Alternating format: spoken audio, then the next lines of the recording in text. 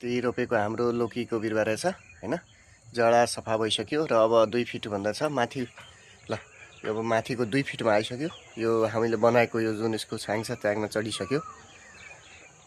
चाङमा चढिसकेपछि अब यो यतिको बिरुवा भइसकेपछि अब हामीले 3G कटिङ एप्लाई गर्दैछौँ र यसमा 2टा बिरुवा छ। 2टा बिरुवाको जुन यो 2टा मुन्टा छ, अब त्यो मुन्टाहरू काटिदिनु त। त्यो मुन्टाहरू मुन्टा हो हो त्यो अलिक अगाडिबाट हो, त्यहाँबाट काटिदिनु हो।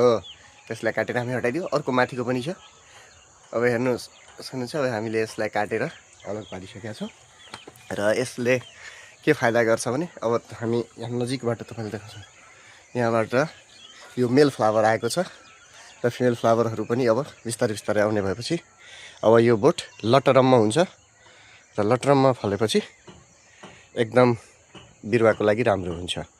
र तल चाहिँ हामीले यसको जरामा गोबर र भुसको प्रयोग गरेका छौँ र यहाँ हामीले स्टोरेज पनि गरेर दिएको छ। यहाँ